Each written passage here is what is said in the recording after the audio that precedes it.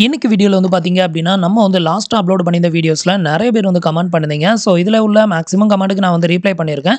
இதில் உள்ள ஒரு சில கமெண்ட்ஸை வந்து எடுத்திருக்கேன். அதை வந்து உங்களுக்கு இந்த வீடியோவில் எக்ஸ்பிளைன் பண்ணுறேன். வீடியோவை ஸ்கிப் பண்ணாமல் ஃபுல்லாகவே பாருங்கள். அதே மாதிரி நம்மளோட சேனலில் வரக்கூடிய வீடியோஸ் எல்லாத்தையுமே மேக்ஸிமம் வந்து பார்த்தீங்க அப்படின்னாலே உங்களோட பிஎஃப் அக்கௌண்ட்டில் வரப்போகிற ப்ராப்ளத்தை எப்படி வந்து நம்ம வந்து அவாய்ட் பண்ணிக்கலாம், அதே மாதிரி நமக்கு இருக்கக்கூடிய ப்ராப்ளத்தை எப்படி நம்ம சரி பண்ணிக்கலாம், இதை பற்றின எல்லா டீட்டெயிலும் நீங்கள் தெரிஞ்சுக்கிறதுக்கு கண்டிப்பாக நம்மளோட வீடியோஸ் வந்து ரொம்பவே ஹெல்ப்ஃபுல்லாக இருக்கும்.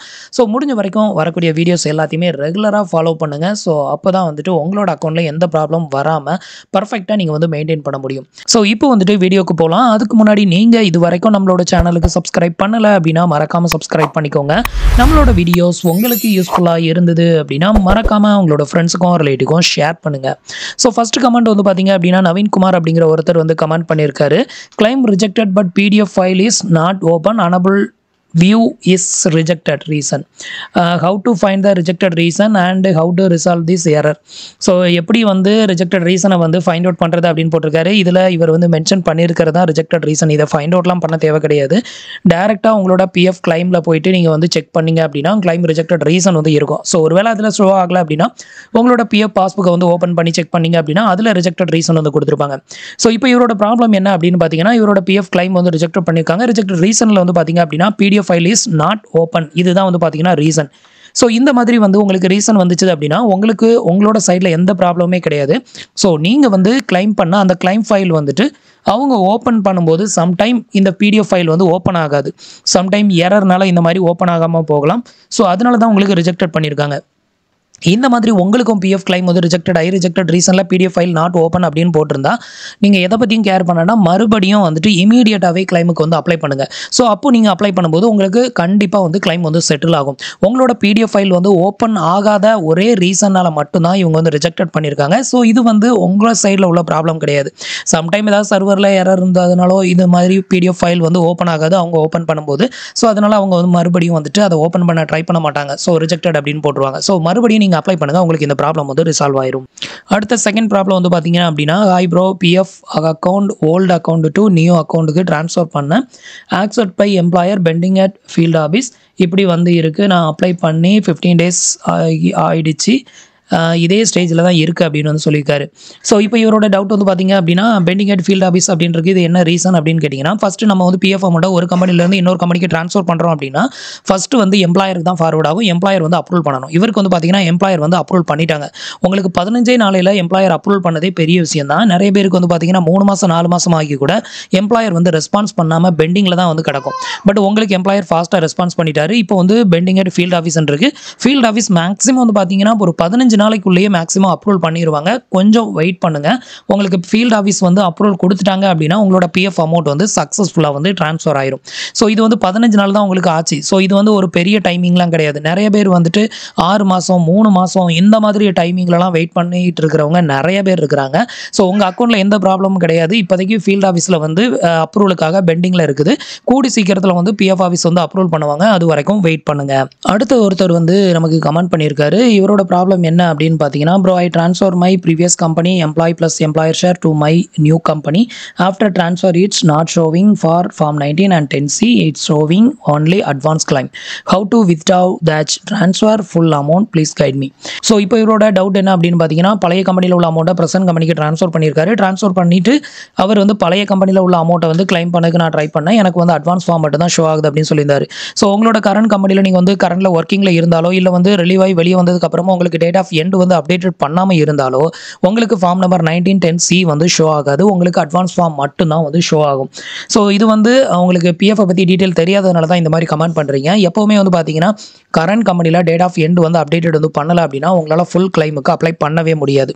ஸோ இந்த ஃபார்ம் 19 and 10C வந்து எப்போ நீங்கள் கிளைம் பண்ண முடியும் அப்படின்னு பார்த்தீங்கன்னா கரண்ட் கம்பெனிலேருந்து எப்போ நீங்கள் ரிலீவ் ஆகுறீங்களோ ரிலீவ் ஆனதுக்கப்புறம் டேட் ஆஃப் எண்ட் வந்து அப்டேட்டட் வந்து பண்ணுவாங்க. அதை அப்டேட்டட் பண்ணதுக்கு அப்புறமா நீங்கள் கிளைம் பண்ண ட்ரை பண்ணுங்கள். அப்போ உங்களுக்கு ஃபார்ம் நம்பர் 19 and 10C வந்து ஷோ ஆகும். அப்போ பழைய கம்பெனி ப்ரெசென்ட் கம்பெனி 2 கம்பெனியில் உள்ள அமௌண்ட்டையும் நீங்கள் மொத்தமாக வித்ட்ரா வந்து பண்ணிக்கலாம். அடுத்து வந்து ஒருத்தர் வந்து எம்எஸ்ஏ அப்படின்னு ஒருத்தர் நமக்கு வந்து கமெண்ட் பண்ணியிருக்காரு. உங்கள் வீடியோஸ் எல்லாம் ரெகுலராக பார்க்குறேன், ரொம்ப ஹெல்ப்ஃபுல்லாக இருக்குது, தேங்க்ஸ் அப்படின்னு சொல்லியிருக்காரு. ரொம்பவே தேங்க்ஸ். அடுத்தது இவர் வந்து ஒரு ப்ராப்ளம் அப்படின்னு சொல்லிட்டு கமெண்ட் பண்ணியிருக்காரு. என்னன்னா இவர் வந்து ஃபுல் கிளைமுக்கு வந்து அப்ளை பண்ணியிருக்காரு. கிளைம் பண்ணதில் எம்ப்ளாய் ப்ளஸ் எம்ப்ளாயர் ஷேர் வந்து எனக்கு கிரெடிட்டட் ஆயிடுச்சு. பட் பென்ஷன் வந்து இன்னும் கிரெடிட்டட் ஆகலை, என்ன பண்ணுறது அப்படின்னு வந்து கேட்டிருக்காரு. ஸோ இப்போ கரண்டில் வந்து ஆக்டிவில் இருக்கக்கூடிய மெத்தட் படி வந்து பார்த்தீங்கன்னா நீங்கள் ஃபுல் அமௌண்ட் கிளைம் பண்ணிங்க அப்படின்னா ஃபஸ்ட்டு ஃபார்ம் நம்பர் 19 மட்டும்தான் செட்டில் ஆகும். அடுத்து மேக்ஸிமம் ஒரு 1 வீக்குக்குள்ளே பார்த்தீங்கன்னா உங்களுக்கு 10C வந்து செட்டில் ஆகும். இந்த ரெண்டும் ஒரே டைமில் வந்து செட்டில் ஆகாது.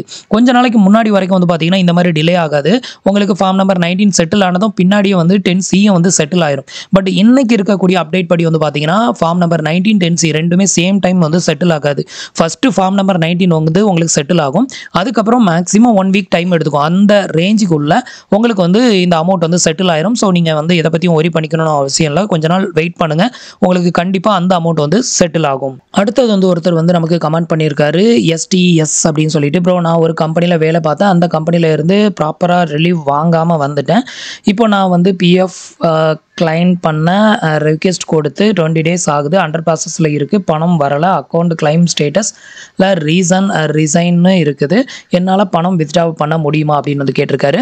ஸோ உங்களோட அக்கௌண்ட்டில் வந்து எந்த ஒரு ப்ராப்ளமும் இல்லாமல், நேம் மிஸ்மேட்ச், KYCயில் எந்த ப்ராப்ளமும் இல்லாமல் இருந்ததுன்னா கண்டிப்பாக கிளைம் பண்ண முடியும்.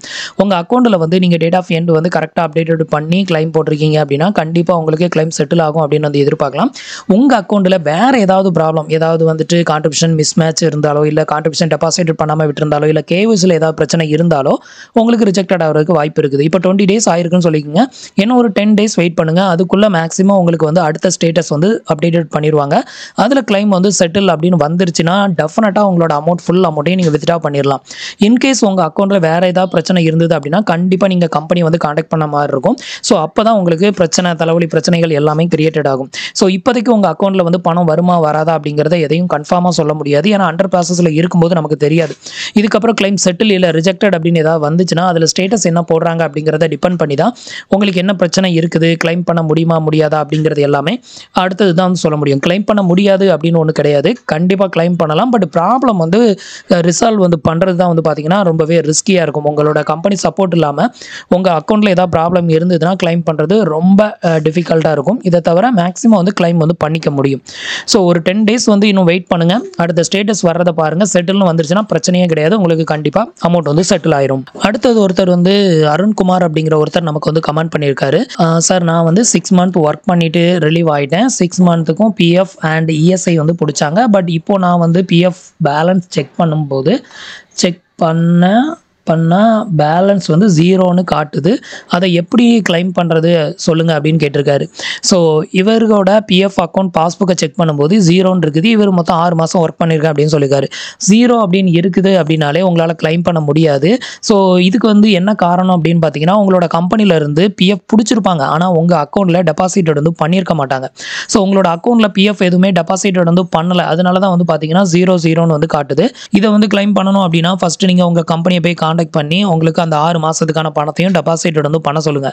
ஸோ அப்படி டெபாசிட்டட் வந்து பண்ணதுக்கு அப்புறமா நீங்கள் கிளைம் போட்டிங்க அப்படின்னா தான் உங்களுக்கு வந்து கிளைம் ஆகும்.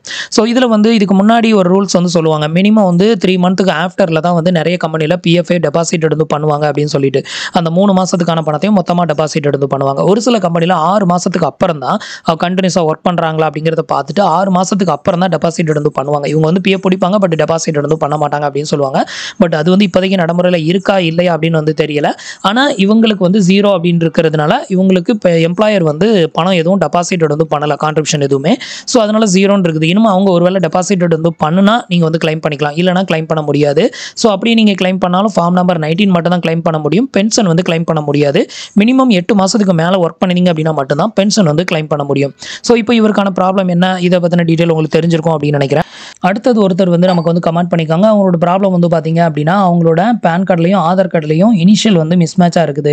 ஸோ இதுக்காக KYC வந்து ரிஜெக்டட் பண்ணுவாங்களா அப்படின்னு வந்து கேட்டிருக்காங்க. கண்டிப்பாக வந்து ரிஜெக்டட் பண்ணுவாங்க. இனிஷியல் வந்து பார்த்தீங்கன்னா உங்களுக்கு ஆதாரில் வந்து D அப்படின்னு இருக்குது, தாரணி Dன்னு இருக்குது, பேன் கார்டில் தாரணி M அப்படின்னு இருக்குது. ஸோ ரெண்டுமே வந்து பார்த்தீங்கன்னா மிஸ்மேட்ச் தான். ஒரு லெட்டர் வந்து ஃப்ரண்ட் அண்ட் பேக்கில் மாறி இருந்தால் கூட உங்களுக்கு வந்து ரிஜெக்டட் ஆகும். உங்களுக்கு இனிஷியலே வந்து பார்த்தீங்கன்னா டோட்டலாக டிஃப்ரெண்ட்டாக இருக்குது. ஸோ இதை வந்து சேஞ்ச் பண்ணால் மட்டும்தான் நீங்கள் வந்துட்டு KYCயில் லிங்க் பண்ண முடியும், இல்லைனா லிங்க் பண்ண முடியாது. நீங்கள் லிங்க் பண்ண ட்ரை பண்ணாலும் உங்களுக்கு ரிஜெக்டட் தான் ஆகும். அதே மாதிரி இனிஷியல் வந்து ஃப்ரெண்டில் இருக்குது ஆதாரில், பேன் கார்டில் வந்து பேக்கில் இருக்குது அப்படின்னா கூட உங்களுக்கு வந்து லிங்க் ஆகாது, அதுலேயும் வந்து மிஸ்மேட்ச் வரதான் செய்யும். ஸோ இந்த எம் அப்படிங்கிற இனிஷியலை வந்து ஒன்று அப்டேட்டட் வந்து பண்ணுங்கள், இல்லைனா வந்துட்டு இந்த டிங்கிற இனிஷியலை வந்து எம்னு அப்டேட்டட் வந்து பண்ணணும். எல்லாத்துலேயுமே சேமாக இருந்தால் மட்டும்தான் மேக்ஸிமம் வந்து லிங்க் ஆகும். ஸோ நீங்கள் உங்களோட பேன் கார்டில் இனிஷியலை வந்து அப்டேட்டட் பண்ணால் மட்டும்தான் உங்களால் வந்து கேஒய்சியில் வந்து லிங்க் பண்ண முடியும், இல்லைனா கண்டிப்பாக ரிஜெக்டட் தான் ஆகும்.